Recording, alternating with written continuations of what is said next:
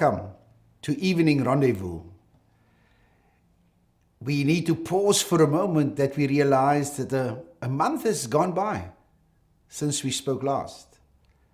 And here we are, already at the beginning of August, where we reflect upon the activity of the month of July. July was and will always be special for God's people because the first Sunday in July was Departed Day, a day that remains special and holy for all God's people all over the world. And I was happy that I could meet our brethren in Polokwane, which turned out to be a great weekend, where we could be together with the youth, at tea with the seniors, and a special divine service on Departed Day, which concluded with a lunch for all the rectors, which was very nice. And it was always nice wherever I go to meet God's people for the first time. And it's the evidence that we are one family that is seen for all to behold. And then July was extremely rich for me because I could accompany our chief apostle to Lubumbashi in the Democratic Republic of Congo, where we could spend beautiful days together. In fact, we had a divine service for children. In fact, a children's service where the children built the altar, and it was just nice, and it was special to see the chief apostle in the divine service moving around with the children, and they could participate in the divine service. It was special for me, but I'm convinced for those children it was an experience of a lifetime. I think we were in excess of 30,000 at the church in Lubumbashi. Of course, there were maybe up to about 4,000 inside, and outside the church were many, many thousands where they sat orderly and enjoyed the divine service. And then on the Saturday, we had a concert. And if I closed my eyes, I could easily have been in Silvertown because the orchestra was beautiful and they sang the hymns was familiar to that which was done in and is done in Silvertown. And I could see the evidence of the brothers of South Africa working and assisting and helping in the development of the music there. But it was really well done, and it was really, really a beautiful occasion to experience the concert with so many thousands of God's people. And on the Sunday, a special divine service with our chief apostle, and he could share with us certain things that we, as brothers and sisters, we sometimes become so complacent and we think that everything is just okay. And we believe everything is like we know it. But there is conflict in the Democratic Republic of Congo, and in certain portions of the country, our members have to serve the Lord under difficult circumstances.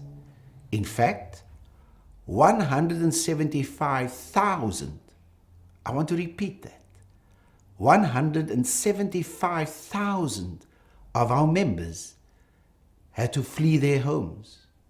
They couldn't pack up.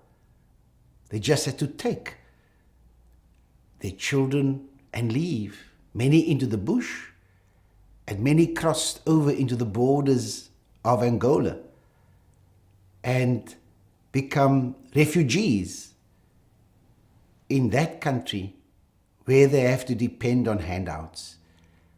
One cannot imagine how your life is disrupted in such a manner, and you have to endure the sadness of not having a home. All your possessions are gone. And when you come back, you have to start all over again. Some of our apostles had to flee as well.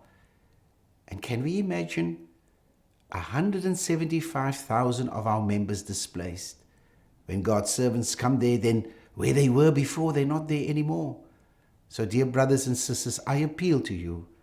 Let's not forget those who have to serve God under difficult circumstances. Include them in your prayers, that they too may find joy and stability. July also saw a youth meeting that was audio-visually transmitted to all our homes and congregations, and in which the youth could participate. Of course, this is all in preparation for, look, I have to get it right in the youth meeting. I got it all wrong because these modern things I cannot come to terms with yet. But I think it's hashtag YPC 18 to 18. That's what it's all about. And that's on the tongues of our young people, of course, in anticipation for the visit of our chief apostle in February next year. And for it to be a success, many things have to happen. And I can say to you, I think you all saw the strap on our transmission on Sunday, that the purchasing of tickets at CompuTicket is now available. And I would encourage all who want to be a part of this divine service to go and purchase their tickets. I want to remind you that the stadium, it will be free seating for all. So you don't have to buy your tickets in block. As soon as you have the money, dear rectors, go and purchase the tickets. And this can be done at any Checkers or ShopRite store, wherever there's a CompuTicket outlet. You are welcome to do so. And I've done so myself. I think you will see that I did. It took me all of 2 minutes, I think. And I want to say to you here, I have my tickets, and not only mine. I bought one for the chief apostle and all our guests who are coming. And that gives me the opportunity to remind everybody, that's apostles, bishops, ministers, all need to purchase a ticket. There are no complimentaries and there are no exceptions to the rule. All who want to come need to purchase the ticket, and I encourage you to do so, to go, because you must understand that the stadium has limited capacity. And we must bear in mind that our tickets and attendance to the services will be on a first come, first served basis.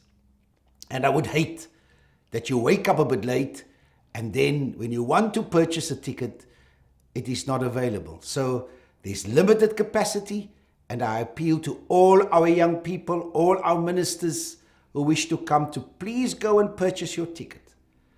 But bear in mind, once you have the ticket, you have to register. And that process it's quite simple. You go onto our website, you'll find the documentation there, and on that registration form, you need to quote the number of the ticket for the Sunday morning divine service. Because when you purchase the ticket, you'll get 2 tickets, one for the Saturday entry and one for the Sunday. But for registration purposes, it's the number of the Sunday ticket that is relevant. So please ensure that that's the number you put on your registration form, because the ticket will give you entry into the stadium. But the registration is important because we need to give everybody a t-shirt. We need to know your size. We want to give you a cap and a lanyard. So we need to know all those details so that you are able to receive it and be delivered to where you are. So please ensure that you register. And now comes a special appeal. Appeal to all youth and particularly to all rectors. Please ensure. We want to complete our registration process by the 31st of August.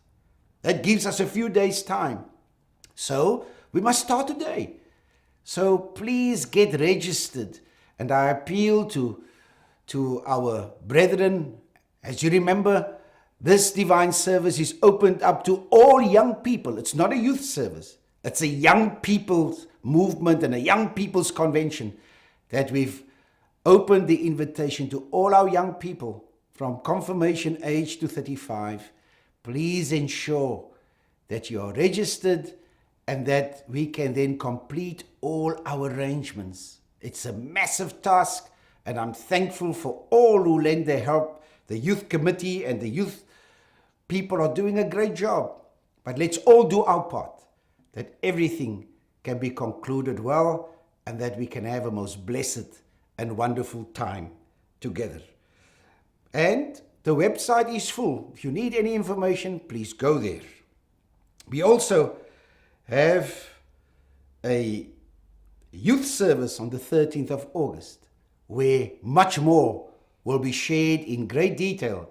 Wherever the youth gather, there will be a presentation after the youth service, and there too, all your questions, I'm sure, will be answered. And once that is done, again I come and I appeal to our members of Greater Cape Town, please open your hearts and your homes. Your rectors and leaders will soon be visiting you to find out, are you able to accommodate our brethren coming from afar off? And I appeal, dear brothers and sisters, here we can practice our neighborliness by loving our brethren enough to say, come share our home with us. Come share my plate of food. Come share that which I call home can also be your home. And I'm convinced that lasting friendships will develop over the 2 days that we will accommodate our young people from all over our great area of responsibility. And then I appeal to many who have asked, please, for those who wish to give donations towards this event, you are most welcome to do so. And from your local leaders, and on the website soon will be an account into which these donations can be paid. Amongst all that, please remember we prepare for Thanksgiving, another highlight where we can come and express our thankfulness to our God. In that preparation, I wish you well. And then on the 15th of October, we celebrate the time with our dear Chief Apostle, a transmission from Claremont.